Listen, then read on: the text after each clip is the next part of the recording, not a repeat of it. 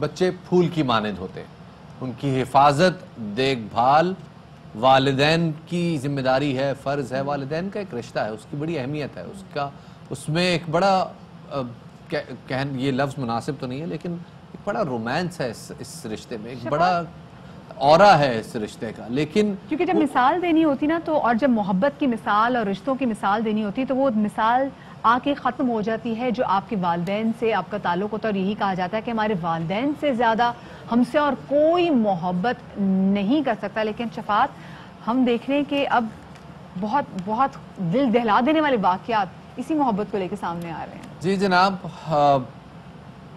پتوں کی لاہور کے قریب جو پنجاب کا ایک شہر ہے، وہاں پہ ماں باپ کے درمیان جھگڑا ہوتا ہے اور اس جھگڑے میں نقصان ہو جاتا ہے بچوں کا. 5 بچے وہ ظالم سفاک شخص نہر میں پھینک دیتا ہے. 5 بچے ڈوب کے جاں بحق ہو گئے. اور یہ شخص ایک کرمنل ہے، ریکارڈ یافتہ کرمنل ہے. 3 مقدمات اس پہ درج ہیں اور پولیس نے اس کو گرفتار بھی کر لیا ہے. لیکن گھریلو جھگڑے کے باعث جان لینے کا، بچوں کی جان لینے کا یہ پہلا واقعہ نہیں. کچھ دن پہلے ہم نے گجر خان سے ایک واقعہ رپورٹ کیا تھا جہاں پہ ایک ماں نے اپنے 3 بچیوں کو کنویں میں پھینک کے خود کنویں میں چھلانگ لگا لی لیکن خود بچ گئی. وہ 3 بچیاں، اس کی وہ پھول سی معصوم بچیاں انتقال کر گئی. اس معاملے میں بھی ایسا ہوا ہے اور یہ سمجھ میں نہ آنے والی بات ہے مدیہ. کسی طرح سے انسانی ذہن اس معاملے کو سمجھ نہیں سکتا کہ ایک انسان اتنا سفاک کیسے ہو سکتا ہے کہ اپنی بیوی پہ یا اپنے شوہر پہ تیش کھا کے اس کی سزا وہ ان پھول سے بچوں کو دے جو ویسے ہی باپ کی اونچی آواز سن کے سہم جاتے ہیں. اور شفاعت، لیکن آپ نے دیکھا کہ ہمارے ہاں بچے سب سے زیادہ سفر کرتے ہیں جب میاں بیوی کے آپس میں کوئی نہ کوئی ایسے معاملات خراب ہوتے ہیں یا گھر میں ایسی کوئی بھی چیز چل رہی ہوتی تو سب سے زیادہ سفر ہیں وہ بچے کرتے ہیں. اسی والے سے بات کرنے کے لیے ہمارے ساتھ موجود ہے ماہر نفس ڈاکٹر عظمیٰ علی، ان کو شامل گفتگو کریں گے. عظمیٰ صاحبہ بہت شکریہ باخبر سویرا کو وقت دینے کے لیے. یہ بتائے گا کہ جو پتوکی میں افسوسناک واقعہ پیش آیا جہاں پر شوہر کی بیوی سے لڑائی ہوئی ہے اور اس کا بدلہ وہ اپنے 5 بچوں کو نہر میں پھینک کر اسے لے لیتا ہے، کیوں ایسا ہوتا ہے کہ ہمارے ہاں بچے کیونکہ سافٹ ٹارگٹ ہے جس کی وجہ سے ہر کوئی اپنا غصہ، اپنا جو اندر کا اینگر ہے وہ سب کچھ بچوں پہ وینٹ آؤٹ کر دیتا ہے؟ جی بالکل. دیکھیں، اینگر جو ہے یہ ایک انتہائی جذبہ ہے، اس کے ڈفرینٹ لیولز ہوتے ہیں اور اس کے ساتھ ساتھ اگر ہم صرف یہ کہیں کہ صرف غصے کی وجہ سے ایسا ہوا تو ایسا نہیں ہے. اس کے پیچھے بہت سارے اور عوامل بھی ہو سکتے ہیں. سب سے پہلے تو جو ڈومیسٹک وائلنس میں جو لوگ ہوتے ہیں تو مین ریزن اس کا ایک تو یہ ہو سکتا ہے کہ مینٹل ہیلتھ پرابلم ہو سکتا ہے. یعنی جو پرسن اتنا زیادہ سیویئر جو ہے ریئیکشن شو کر سکتا ہے اپنے ان لوگوں کے لیے جو اس کے فیملی ممبرس ہیں، تو اس کا مطلب ہے کوئی نہ کوئی پرسنالٹی ایشو جو ہے وہ اس کے ساتھ اٹیچڈ ہے. اور ساتھ میں بہت سارے لوگ جو ہیں وہ غصہ جو ہے آپ تو زیادہ تر غصہ انہی لوگوں پہ نکالا جاتا ہے جن پہ ان کو آسانی سے وہ نکل سکتا ہے. اور میاں بیوی کے جو لڑائی جھگڑوں میں موسٹلی کیا ہوتا ہے کہ اگر بیوی جیسے چھوڑ کے اس واقعے میں چلی گئی تو ہسبینڈ جو ہے وہ اگر بچوں پہ غصہ نکالا تو ایکچولی میں وہ بدلہ لے رہا ہے اپنی بیوی کے ساتھ تاکہ وہ بچوں کو ان سے دور کر دے.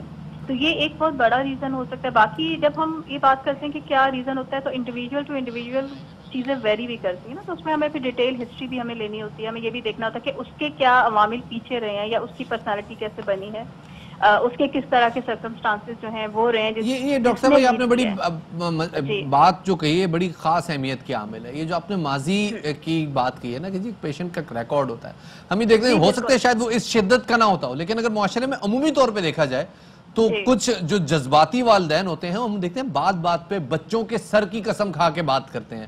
یہ ایک بڑا انتہائی اقدام ہوتا ہے. ایسے کوئی نارمل انسان جو ذرا بچوں کے معاملے میں ذرا نرم دل رکھتا ہے وہ سن نہیں سکتا.